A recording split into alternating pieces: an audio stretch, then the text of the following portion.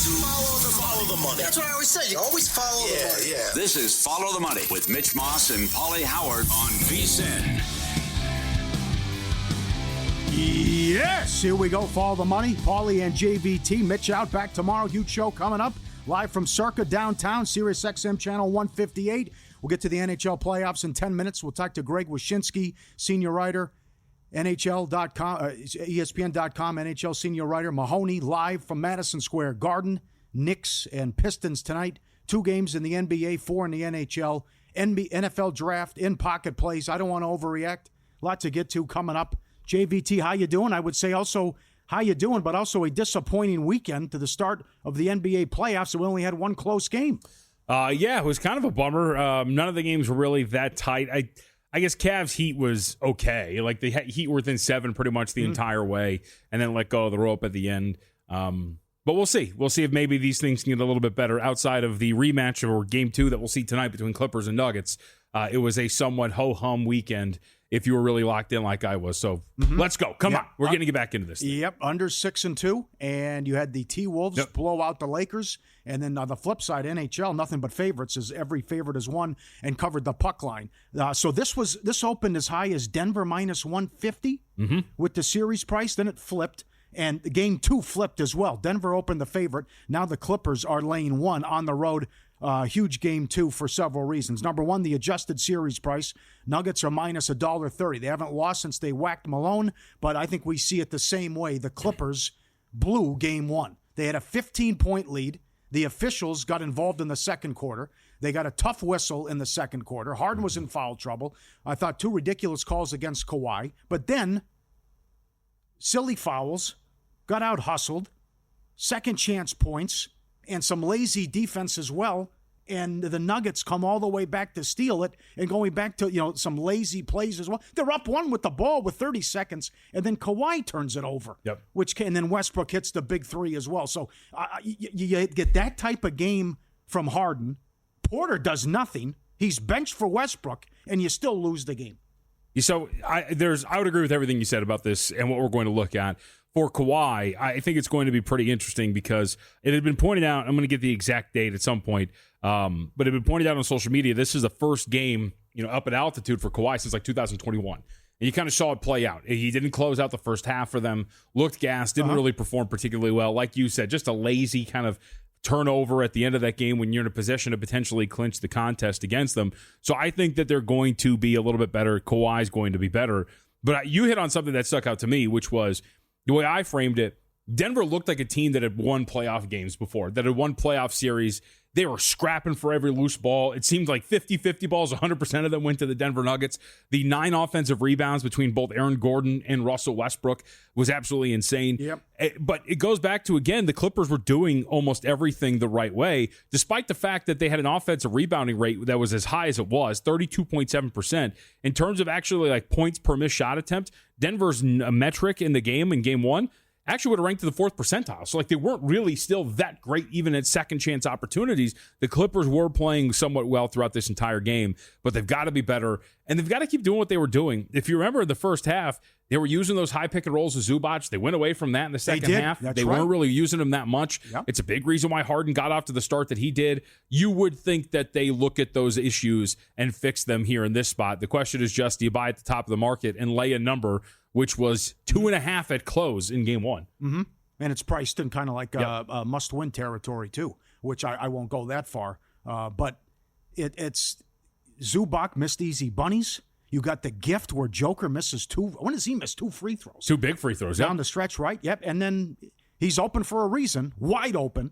But Westbrook hits the big 3 and puts him ahead. And then he got the steal and the deflection late that went out of bounds when they were up 3 as well. It was just a game you can't lose, though. You can't lose a game like that when you're going to steal game 1. And the fact that the Denver, who doesn't have a bench, they had more bench points than the Clippers, which I couldn't believe. So a lot of these guys have to do a better job. But one thing, a lot of things here about Kawhi. So the last 2 years, he hasn't been able to finish a first-round series.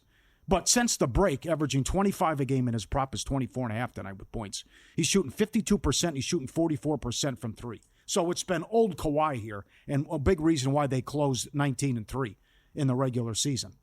But with the top 5 offense against the top 5 defense and how well they played. And then the other knock was, well, I don't know what I'm going to get out of Harden. Well, he's been horrible with his postseason failures, right? Yep. So, again, I get that type of game from Harden. I'm up 15, and I still blow the game. I think actually Harden's going to be a guy to potentially play on these point total props throughout the series. They don't have anybody for him. Mm-hmm. Christian Brown's like your best option, and he doesn't have the size to actually match up with him physically. And then there's nobody else that you really trust on ball that you're going to be able to shut down Harden. It's a big reason why he had 32 points.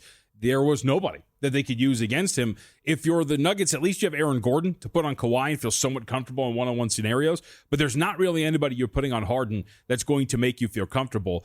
When you talk about some of these pick and rolls, again, going back to what they need to do, I mean, you're talking about putting Jokic and Christian Brown in a pick and roll defensively. Like, that's a matchup that should work in your favor and Harden should thrive on. I think you should have a pretty strong series here, regardless of the postseason failures and clutch time issues, which, by the way, he was pretty clutch throughout that game. Like, even in big moments, he was hitting shots. Yeah. And so I think that this could be a good series for Harden. But you mentioned the two key things. First off, Kawhi. Can he score? Can he be more effective? Only 22 points. The other is, like you said, the bench was not great. Batum hit some wild threes to keep him into that game, and that was really good. Got some Ben Simmons minutes. Yep, but Simmons was he's nothing on offense. He's not looking to score. He took one shot attempt, and every time they put Bogdanovic out there on the floor, it was bullseye. We're going right at you on defense. Every single possession he was on the floor, it seemed like Denver went after him defensively, and it worked out really well for him. So the bench has to be a lot better, especially getting some sort of offensive production, because you got nothing for him. How about Joker props? And this is great. You can bet most points, rebounds, and assists every game and every series. But again, is Zubac going to do a better job on Joker? And do you think he's just going to put up ridiculous numbers as well? And I don't know what. Porter's 12.5 tonight. I mean, maybe he stays in the doghouse and they don't play him that much. I mean, maybe for one more game. Westbrook had 34 minutes to his 26. They closed the game out with him. He obviously, like you said, he hit the corner three to really put this thing over for him and help force overtime. But yeah, like I would, unless you see a change in terms of the way that they're doing things, I would not be surprised if Westbrook earns more minutes again than Michael Porter here. Now, that doesn't necessarily mean he's going to go under his point total prop, but I still think it's a possibility, because Westbrook, I think, is one of those guys that you're going to use until it blows up in your face. And look, the Clippers benefited from it. Remember, 2 years ago when they went to Phoenix and they won that game 1. Kawhi was great, but also Westbrook was fantastic in that series for the Clippers 2 years ago when they played him. So, but how would it go? You're right. But how did it go last year? Of course, and then last year was great. I mean, people giving him all his flowers. He was 5 of 14. Oh, he was all over the place. He took a ridiculous shot late when he shouldn't have. Yes, he took a ridiculous. So, like, you got to live and die with whatever Westbrook gives you. But in terms of the dynamic between him and Porter, like that's going to be one too where, you know, like there's some player prop matchups you can find out there. It'd be interesting to see if they would ever hang a Russell Westbrook versus Michael Porter matchup, because that would be interesting to see points wise. I think Westbrook is going to be the performer until you see otherwise. He's also what he helps with too is he is a more aggressive rebounder than Porter Jr. is. Yeah, I mean, he grabbed 4 offensive rebounds. He's going to give you second chance opportunities. That's right. Yep. That's the second game at 7 Pacific. The early game is Detroit and the Knicks. You can read GoUpVSiN.com. Von Tobel previewed every Eastern Conference series, and you went over 5.5 total games in this one. That's a tough beat. Detroit is up 8 in the fourth quarter, getting 7, and then here comes the 21-0 Knicks run where everything was going in. Payne's hitting threes, the Garden's rocking, Brunson gets the and one. Nothing went right for the Pistons, and the Knicks win and cover. And now the adjusted series price is high as $7 on the Knicks. They're laying 6.5 and 220 the total. Is it just going to be the lights are too bright and this team doesn't have enough experience? Or is it, hey, they can hang in here and more of not so much the 21-0 run, but it's more of the team that led by 8 in the fourth quarter? How do you see it? I mean, I think you still have some experience here, right? Like Tobias Harris is here, Malik Beasley. Well, you won't get that again. Yeah, 22 in the 22 points, 7 to 12 overall in the game. But you have Malik Beasley, you have Tim Hardaway Jr. Like, you've got guys who at least played for a while. Now, a good part of the rotation, your point, though, is the first-timers, included Cade Cunningham, Asar Thompson, Isaiah Stewart, so like Jalen Duren. These are not guys who have played in the postseason. But, like, Paul, they were in that game the entire way until that 21-0 run, and those were a lot of bad mistakes. They had a turnover rate of nearly 30% in the fourth quarter against them, and it was boneheaded turnovers. How about the 5-second violation to start the fourth quarter? Incredible. Missed shots. I think Asar Thompson at one point missed a dunk or whatever it was in that quarter, too. Like, they should still be competitive, and I still don't trust this Knicks team defensively. Like, they're still middle of the pack with their half-court defense. They don't really have, like, a true match for Cade Cunningham. OG Anunoby's, like, the best option for them, but Cade especially in the second half, 8 against them. Like, they were in that whole way until that 21-0 run. I would trust that the Pistons team that stayed inside of this number for a vast majority of that contest still shows up today, and they're live to stay inside of the number. I thought $4 was outrageous. Yeah. At the beginning of the before? Yeah. I would agree. I have a small play on them to win the series. So I thought number-wise it was worth the play. It's why I bet over 5.5 games, too. I think it's going to be competitive. And like you talk about like a tough one to take, I mean, if they take game one, I'm sitting great with a over 5.5 games, feeling relatively good about how that thing's going to go down. But that was a tough one for Detroit. They got the shooting, though, man. Yep. I would look at Beasley props over and threes as well. And you wrote in the preview about how well Cade had played against them. He did not play well in game one, but he did well against the Knicks in the regular season, averaging 38 and 5. His prop is points prop is 27.5 tonight, that he can go over and bounce back, and he averaged 26, 6 and 9 on the regular season. But I'm with you that I don't trust the Knicks defense either. But the others were great, and you didn't get much out of Bridges. Cat was energized. Well, I was going to say, Cat, well. I think you're actually looking at over 1.5 threes for Cat, too. That was one of the things that I thought, like a 12-1 to lead the series in three-point makes. That's not going to happen because Beasley hit 6 the other day. But he is capable of hitting more than just one three-point shot, especially the way they're playing him on defense. Deep dive in all the props coming up later in the show as well. 4 games tonight, NHL playoffs. Again, favorites 5-0 so far, and they've covered the puck line in every game. Some numbers on the LA Kings and Hellebuck that you won't believe coming up next on Follow the Money, VSiN, Sirius XM Channel 158.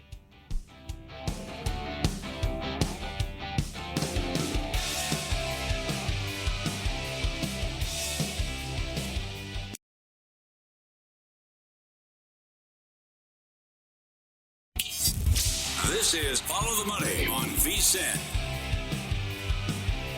Great night in the NHL playoffs, 4 games. I think the big one is out in L.A. with the Oilers and the Kings for the 4th straight year, although the Kings finally have home ice. I know you had Dennis Bernstein on, and Dennis picked the Kings to get it done. A lot of people are picking the Kings, and Edmonton is $1.30 favorite to win the series, but the Kings are $1.30 tonight in Game 1. Since the deadline, the Kings are 17-4 with a plus 41 goal differential. They are horrendous on the power play, though. Mm-hmm. That's something to keep in mind. But top 3 going back in shots per game allowed, goals, scoring chances allowed, and save percentage and high danger chances. Offense, they're either top 10 or just outside in shots per 60, scoring chances, and high danger chances as well. And they finally have goaltending, where Kemper is 31-11 with a goals against of 2 and change and a great save percentage. We know the issues with Edmonton and Skinner, although you get one win away from winning the Stanley Cup. But can you trust Skinner and their defense with Ekholm out, and that you're bottom 10 in save percentage as well? Are you there?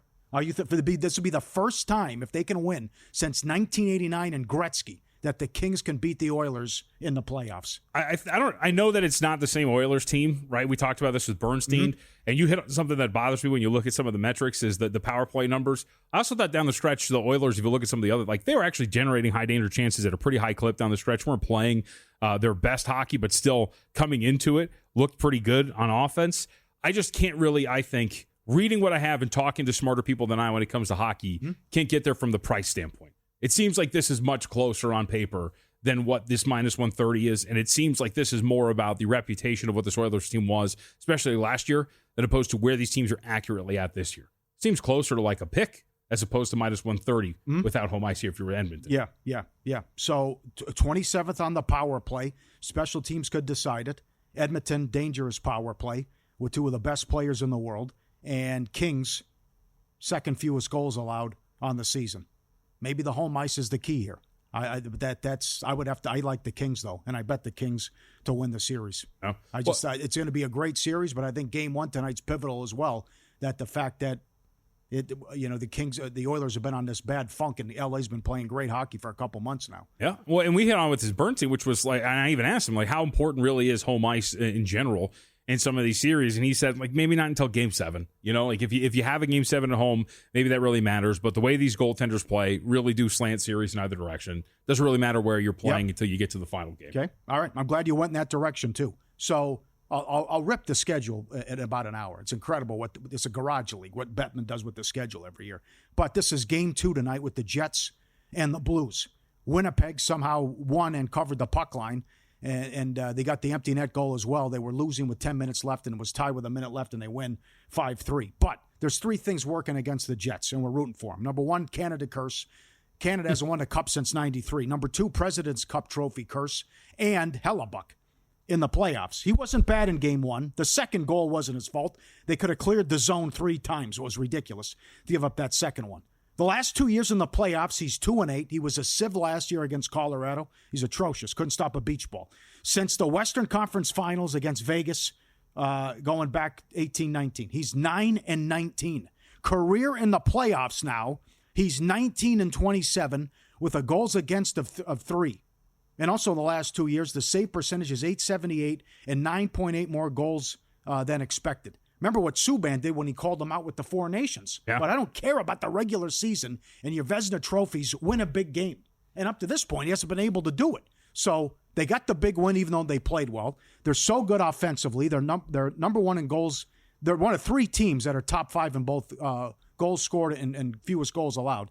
But the power play's number 1 in the league. They were awesome offensively, and even though they didn't play well, they still got the win. The thing that would concern me, though, of what I said about postseason Hellebuck, is also the Blues have been playing playoff hockey here for a couple months. So when I like to look at these series, especially in hockey, I generally gravitate toward some of the metrics when it comes to these even strengths, and it's really how I handicap it going forward. And if it's going to play it again like it did in the game 1, I mean, Winnipeg at even strength kicked the crap out of them. When you look at a lot of these different metrics, shot share well in their favor. Yeah, Blues, 2 of the goals are on a power play. Yep, yeah. And when you talk about the expected goals for at even strength, very much in their favor. They doubled them up in high danger chances when they were at even strength as well. And so if you're going to be able to dominate those even strength minutes the way that Winnipeg did, I feel like this is one where they could, again, kind of control this game and maybe even control the series if the ice is going to be slanted in that direction. Because on 5-on-5, they were clearly the better team, and there's not really anything you can pick at when you look at the profile and say, oh, yeah, no, like this is something they didn't really generate anything. No, like this was a sizable win for Winnipeg at even strength, and I think they're going to be able to continue to do it. Yeah, tonight's huge as well. All time, you go up 2-0. We are 86% to win the series. They beat St. Louis 4 out of 5 on the season. And they're at $2 tonight. The total 5.5 under -140, and the adjusted series price is as high as $4.50. It's $4.50 here at Circa. Then we start with Montreal and Washington. Everyone wants to point to the similarities, and our guest, Greg Wyshynski, will talk about it as he previewed the series. Well, he did pick Washington in 5, but he said there are similarities here to 2010 when it was also a 1-8, and Montreal shocked the world and upset Washington as a big dog. The series price is Washington. Now, this is interesting because Jeff Davis, who works here at Circa, does a great job with hockey. He told you New Jersey had no chance against Carolina. They were as high as 380, I think, 350 on that series price. Mm-hmm. And Carolina took them out. It was men against boys. He only makes Washington 260. They're 320 at DraftKings. So that shows you the respect he has, or maybe the luck factor with the Capitals. They were great all year in goal. Thompson was phenomenal. You got the Ovechkin story. We know about the postseason issues they've had as well. Montreal, 22nd in goals allowed, and they don't do much offensively either, and they're 21st on the power play. Maybe 320's too high, and I would respect Davis here with his price, 60-cent difference. Washington, $2, 6.5 the total at DraftKings under -130 for game 1 tonight. Also, the same thing comes into play here, though, where Washington relaxed down the stretch, and Montreal's been playing playoff hockey for 2 months. Yeah, that's my thing. Is like, well, Washington, clearly, when you look at their last 10 games, like their even strength numbers are pretty mundane, really average across the board from everything from like expected goals to shot share and the like. But how much does it matter that you had to come into this and we're just like, all right, we've locked things up, we're ready to go, and now we're just going to start to ramp this thing up again? The last few games were more about chasing the record for Ovechkin than it was about actually playing high-intensity hockey, and now you get a team that was fighting for their lives to take this on. I would agree, like, when you look at this from a pricing standpoint, I think it's similar to what we talked about when you were off on vacation. But in terms of the price for Lakers and Timberwolves, I think there was a strong argument made that, hey, look, one team deserves to be favored, obviously. But if you're talking about pure probabilities, this seems a tad high for Washington when you're talking about the Canadiens' chances of actually pulling this off from the series standpoint. Mm-hmm. You worry about the health of Thompson, and then Montreal was 10-0-2 at home to close out as well. So if they steal one early, then maybe Washington goes bye-bye as well. And how about this move? This couldn't have been Pick'em. I can't believe they opened Pick'em with Colorado and Dallas. Mm-hmm. Now, Game 1 was a burial. Colorado dominated Game 1. You also had one of the flukiest goals I've ever seen with the accidental kick that goes in the first goal of the game. But the question mark about goaltending, what are you going to do? Well, at least so far, so good. They answered that in Game 1. But when do you see this? Dallas has lost 8 straight Game 1s, and Dallas is currently on an 8-game losing streak, and they opened the series pick'em. It got as high as 165 Colorado. Colorado takes them out, vicious beat on the under. Colorado takes them out 5-1 in Game 1. Now they're $1.50 tonight. There are 6.5s out there. Most 6s, but there's a 6.5 at DraftKings. Now the adjusted series price minus 350. The only thing that scares me here is everyone picked Colorado to win and picked them with ease.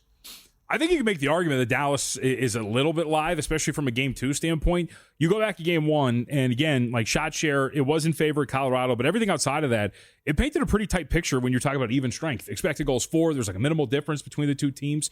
211 for Colorado to 209 for Dallas. You talk about high danger chances, dead even. When you're talking about even strength and how they generated those, Colorado was right there, 9-9 each. So if those things, if the fluky nature of hockey goes maybe in a different direction, we're talking about a much tighter game, I think, at the very least. So I would actually gravitate toward Dallas here in Game 2. At the very least, if the price is a must-win, right? Well, it is a must-win. Yeah. You can maybe look at plus 1.5 goals if the price is right enough for you. But I think that Dallas is going to be pretty live here in the second game against Colorado. What would you lay there? It's $2. I mean, they'll take the goal and a half. I think I would hope for anything under. Yeah. I think like $1.75, $1.80 would be fair enough. Okay. It's a very popular play. Yep. That doesn't mean it's going to lose, but it just seems like it's too easy.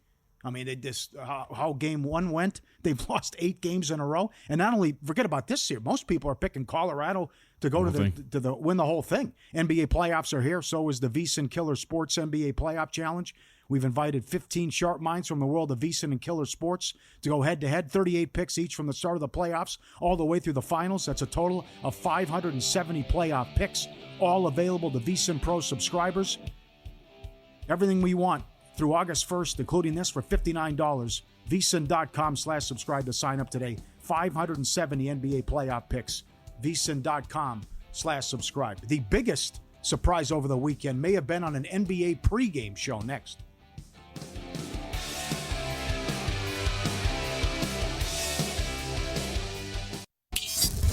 This is Follow the Money on VSiN. Win-lose coming up in 10 minutes. Some vicious beats over the weekend.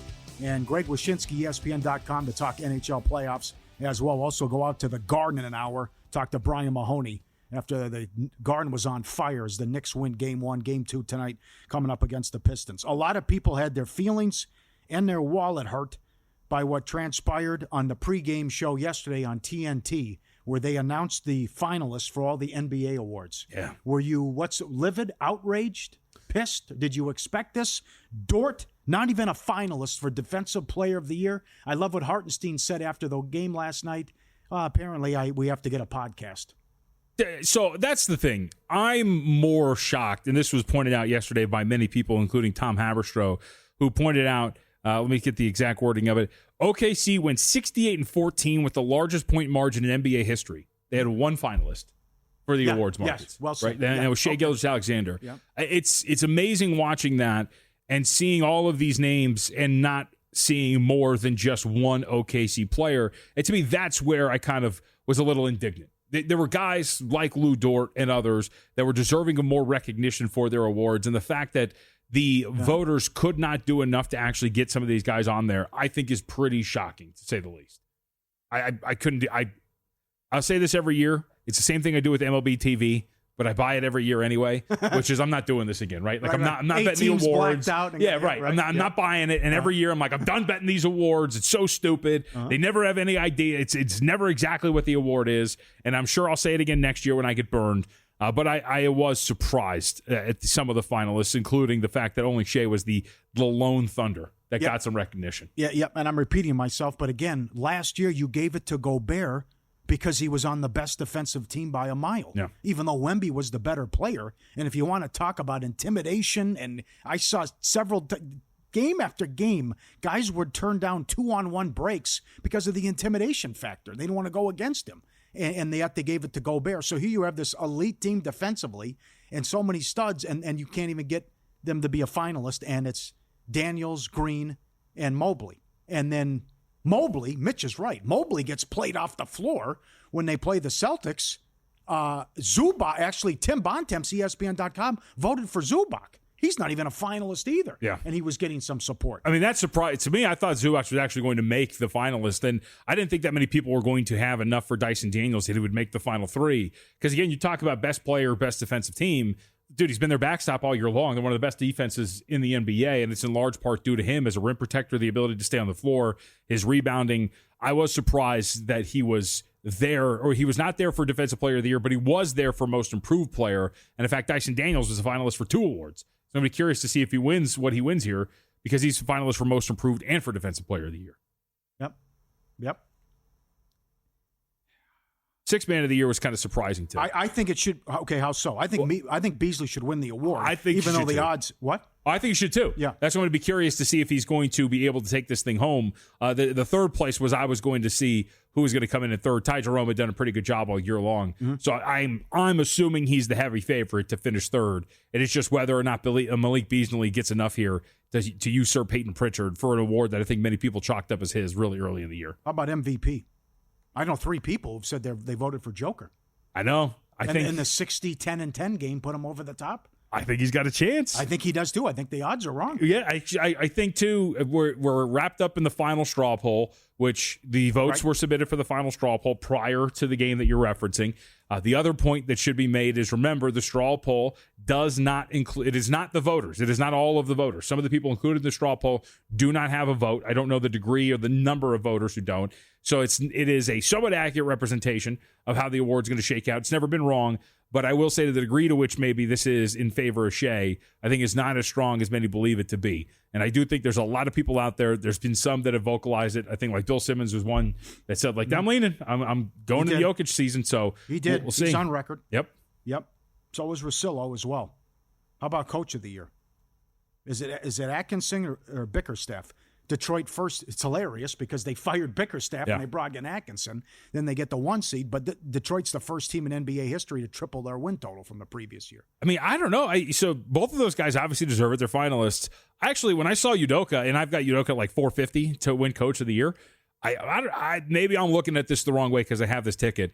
He solidly won the 2 seed in a conference that is littered with parity and a bunch of teams who people keep pointing to as the best teams in the NBA, not named the Houston Rockets. And yet there was one other constant in the Western Conference outside of Oklahoma City, and it was Houston. Udoka's did a great job. He's also did a great job in terms of developing his own young talent. Amen Thompson's part of awesome. Amen Thompson's great, and Ime Udoka deserves credit for being able to develop him as well, using Alperen Şengün and getting the most out of Steven Adams and this group as well. I think deserves a ton of credit. So maybe JB Bickerstaff wins it enough that, hey, this team lost 28 straight games last year, and they were solidly inside of the top 6, didn't have to fight through a play-in or anything like that. It clinched it relatively deep into the season with no worries about getting into the play-in. But I do think that a guy like Ime Udoka, I mean, this Coach of the Year, who knows? It might be the same for Defensive Player of the Year where some of these second or third place votes decided. Could be. Okay. So I think Beasley should win 6th Man of the Year. I think the odds are wrong. I think Joker's got a chance, and the odds are off for MVP. How about Most Improved? I bet Cade, but I don't think you can win this award if you're on a max contract. I agree with Windhorst. Right. And I think it's good. And then Daniels, there was a big move on Daniels when Cade got hurt as well. Yeah. Yeah, but here's the thing. I mean, these voters do it all the time. We saw John Morant win Most Improved Player in his career. Right? Yeah, like I hate this award because I never really. You can make a case, I think, for so many. For example, my Most Improved guy is not even a finalist. Christian Brown was wildly improved this year. He was asked to take over a starting spot for Kentavious Caldwell-Pope. He's obviously not going to win the award, but that's the whole thing is, how do these voters view improvement? Because I think you can make a strong argument for a lot of different guys to win this award, and yet they're not going to be finalists. I gravitate with this award toward Cade Cunningham only because I think some of these voters are simpletons. And they're going to look at just, hey, Cade, now he's an all-star type player. Okay. We're just going to give it to him. Okay. How do you think it'll shake out with? And I echo your sentiments, what you said too. And you just can't bet this stuff anymore, especially if Draymond wins Defensive Player of the Year. Do you think that the politicking will help or hurt him? I think it's going to hurt. It's going to help him. Go back. Was it 3 years ago now? I will still say to this day, Marcus Smart's Defensive Player of the Year, one of the most ridiculous Defensive Player of the Year awards I've ever seen. All right. Because what happened was Robert Williams got hurt, and all these voters panicked, and they didn't know who to give it to. And then Simmons did a podcast. And they did a podcast, and remember, Bontemps also wrote a piece about the perimeter defender never winning Defensive Player of the Year, and he quotes Marcus Smart in there about winning the award. And so everybody, because they're mouth breathers, are like, well, we'll vote for him because we got to give it to a Celtic. It was absolutely ridiculous. The politicking totally helps in this regard. Now, I will say I was surprised because you do have people like Kendrick Perkins who have votes who weeks ago openly said on Twitter, I'm voting for Draymond Green for Defensive Player of the Year, and then released his ballot and he had voted for Lou Dort. So maybe there's going to be some who don't buy this whole thing with Draymond Green.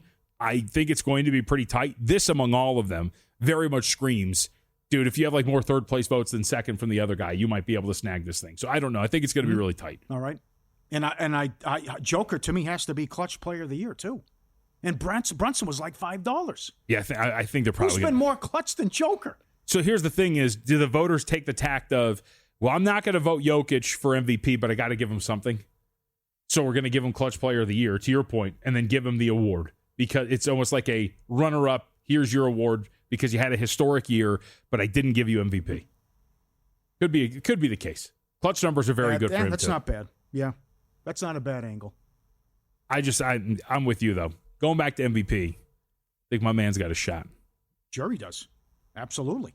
And that's not just that you got 3 people on record saying they're voting for him.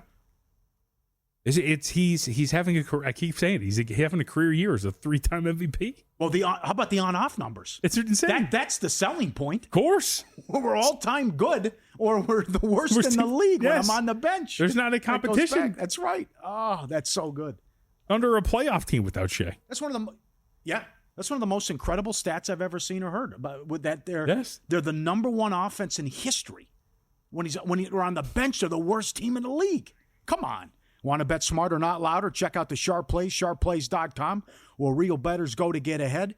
He's been with us since day one on VSiN and Follow the Money. Since 2011, locked in with what the real pros are betting. Elite group, sharp money, and the kind that actually moves the markets. When the sharp play jumps on a side, the line reacts. With insider info and powerful AI tools, you're not guessing, you're getting ahead. Sign up for free betting reports, real-time alerts, and next-level intel via email or on X. Lead it. Don't follow the crowd. Sharpplays.com. Respected, watched, and feared. That's the Sharp Plays. Sharpplays.com. Great to have him aboard, and we know him since the early days. You know, he's phenomenal. He started Mr. Poison and all the great numbers that he's always had going back since 2011. Up next, we'll get to win some, lose some, and we'll kick back and forth some NFL draft props, and if we know the first 5 picks. And Circa did a great job putting a lot of stuff up, and there's been significant movement as well, which we'll get to. And then Wyshynski at 2 o'clock Pacific, Mahoney coming up later in the show as well, and some vicious beats over the weekend. All that coming up straight ahead. Live downtown Circa. CircaLasVegas.com. Follow the money. VSiN.com. Sirius XM Channel 158.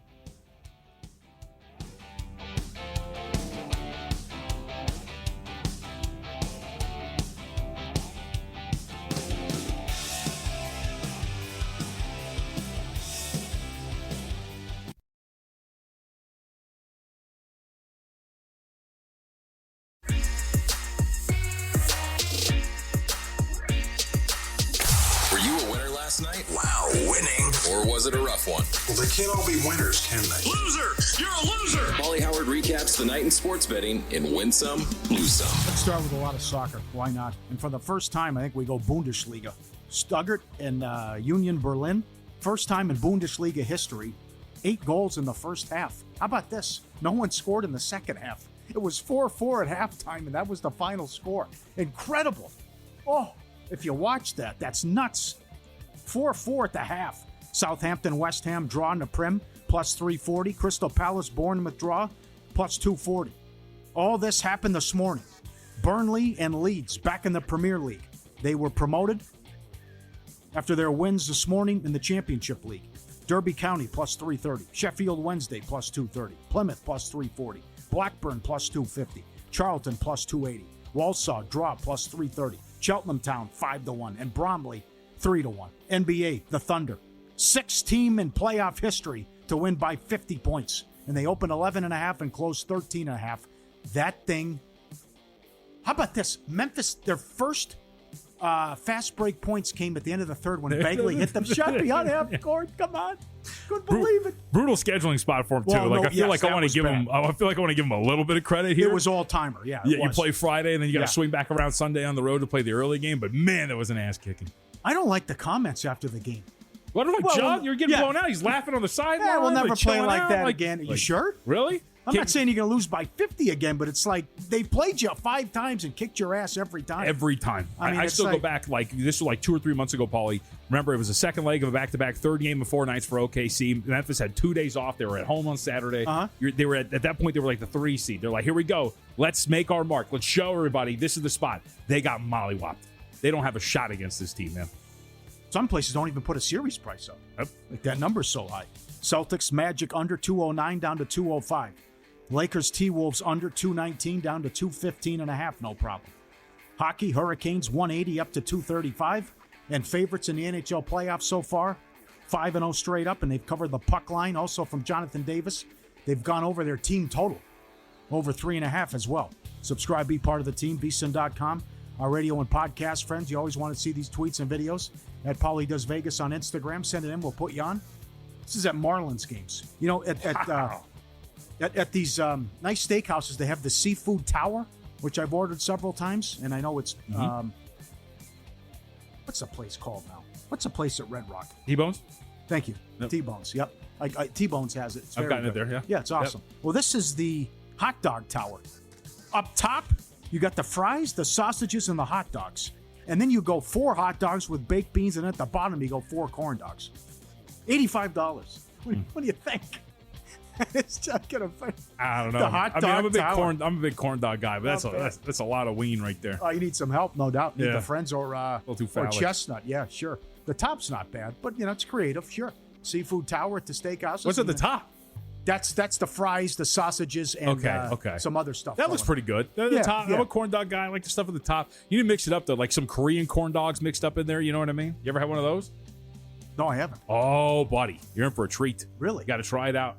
Some of them are just stuffed with cheese, everything. Oh, they're great. Pigs in a blanket. Yeah, they're awesome. David Stern's number you one. You can mix the ween up here a little bit. You can put some more out there. Did you ever hear that story about Stern? No.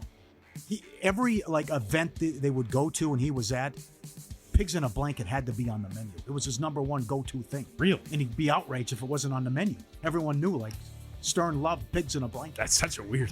I know, guess. of all things, right? Sure. How about this? Look, they got the dog video here. Look at this.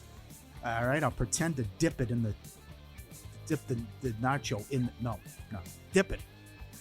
There you go. The dog won't eat the chip unless you dip it. Dip that sucker. The pump fake twice. He's not buying it. Smart guy. It's like, no, dip the thing. This Put does the remind chip me. in the dip. And there you go. Now I can eat it. I am constantly impressed by dogs' ability to sniff out medicine whenever you give it to them. With pills and everything. You can wrap it up in 1,000 pounds of meat, and they will find that sucker and spit it out every Isn't single that time. incredible? Yes. Right. I'm going through that right now with Jordan. Oh yeah. I put the pill in the turkey, and then he eats the turkey, and then whoop! I look. What's the pill on the ground? It's amazing, right? It is. Doesn't matter what you do. Yeah, or if you're going to give them a bath that they hide. Yep. Just you turn on the water and they call their name. Gone. They go hiding in the corner. Dallas Stars. They've lost 8 game ones in a row, and they're currently on an 8-game losing streak. Game 2 tonight with their season on the line. Has this ever happened before? You got a team in the playoffs that's lost 8 in a row. New Jersey's lost 7 game ones in a row. And the Pistons have lost 15 straight playoff games. Their last win, the 2008 Eastern Conference Finals. You can't be serious. Oh, the bad beats. Devils Hurricanes, first period over. Carolina scores 2 minutes into the game. Nothing the rest of the way. Blues, plus a goal and a half. Tied with 90 seconds. Of course, Winnipeg scores and gets the empty netter. Stars Avalanche under 5.5. No score in the second period. 3 goals in the last 7 minutes. How about last night out here? Under 5.5 and the Wild plus a goal and a half. That was ridiculous. They scored with 1/10 of a second left. I don't even know why the guy shot it. From the other end of the ice, VGK, and you know everyone bets that here. Of course. In town, they love their Knights, and they laid bet the Knights on the puck line, and with 1/10 of a second left, they win 4-2 as it goes in. Pistons plus 7. They led by 8 in the fourth quarter. Here comes the Knicks with a 21-0 run. And Saturday in Major League Baseball, Williams blew a 4-run lead for the Yankees. How about Philly's run line? It's 11-4 in the ninth. They won 11-10. The Nationals on the run line, 12-2 in the seventh. They won 12-11. Get out of here. Crazy. Time to plan your Vegas getaway. Derek Stevens giving you 15% off at 3 great properties, Circa, The D, and Golden Gate. Whether you're lounging by the pool, which we'll be doing Thursday with Dr. John, for the draft, or all the excitement Vegas has to offer at the best sports book in the world. Code VSIN15. Book your stay now. CircaLasVegas.com. Code VSIN15 to get 15% off. Your Vegas adventure starts here. CircaLasVegas.com. Okay. Do we know the first 5 picks of the draft? I'm going to say no. Ward, Hunter, Carter, Campbell, Graham. What do you take umbrage with? So I think the top 3 are pretty solid. After that, I think it's open season. There's been talks about Membu maybe being the first offensive tackle selected. That's if the Patriots even go offensive line. I have a great source that the Giants are taking Carter, assuming that Hunter goes to the Browns. And I mean, that's it's best player. It's only like $3. So sure. He's saying lock it up. So I have a great source. Go ahead. So I would agree with that. But I think at 4, you start to get some questions. I mean, whether or not the Patriots are going to go with the offensive tackle, everybody expects them to, or maybe Membu is the other one. There is a chance that the Patriots, a team that is in desperate need of skill position talent, actually go, you know what? Why don't we go Warren or why don't we go Genty with our 4th overall selection to add to an offense that desperately needs some sort of skill position talent? That'd be aggressive. Wouldn't it be? I mean, it makes sense. I think it makes sense for a team that desperately needs it. Look, the offensive line, we talk about this all the time. Go back to, I brought this example up to humans on Friday, which was if you go back to the draft with Penei Sewell and Jamar Chase, that was like the big talking point, right? Which was, do you go offensive line or do you go wide receiver skill position? But you can get you can't get a quarterback in the later rounds. You can get offensive linemen aplenty in the later rounds, especially for a team like the Patriots who are at the front end of that second round. Like, I think you could do something where maybe you try to make a splash, get something for your young quarterback, and then go and get the protection a little bit later. So there's a chance that happens. At number 5, Mitch and I talked about this when you were out last week. There are some clamoring in Jacksonville to go get Ashton Genty for the Jacksonville Jaguars. And if that's the case, what happens at number 6? Like, I think once you get past the top 3, then you start to get a little bit more chaotic. And for the Patriots, it might just be they take a different offensive lineman, but that sets, I think, the wheels in motion for everything else that could be a little different. What do you think about the Raiders at 6? Assuming Graham goes to Jacksonville. So we were Tim Murray and I were texting about this. We happen to have a same bet. I bet them 8-1 to draft an defensive lineman or edge. I think that there is a very strong reality that the team that, remember, what it was 3 or 4 years ago now, their first round pick, 7th overall, Tyree Wilson has not worked out. He's not particularly good. Malcolm Kuntz is coming off of a knee injury. He's a little bit longer in the tooth. You have nothing really there at the edge position outside of Max Crosby. I think you really need help on defense. Corner's also a situation where the Raiders could trade back and try to get one of these corners because they desperately need corner help too, especially how thin this thing has looked. But I think they go defense, man. I think there's a very strong chance they go defense and say, you know what, Genty's great, but we need help on this defense, so we can get one of these other great running backs later. Circa open Genty 6.5 over -140. It's now under -250. Yeah. What about Sanders? Over 8.5 is as high as 450. Sounds like you lay it. I don't think there's going to be many teams that are barking at a chance to go and get him. The Tillier says the Saints aren't going quarterback? Yeah. Came on with us, said nope. Wow. No way. I'm with it. I mean, again, so some of these grades, like we'll have more on Schefter. One of the things that he had put out there was some of these teams don't have a first-round grade on these quarterbacks at all. None of them. That's nuts. Yes. That's some good. We'll get to that coming up as well. More draft props, but up next, back to the NHL playoffs. Greg Wyshynski NHL senior writer for ESPN.com. Did anything happen so far that's made him change his mind about a pick straight ahead? VSiN, follow the money. VSiN Network.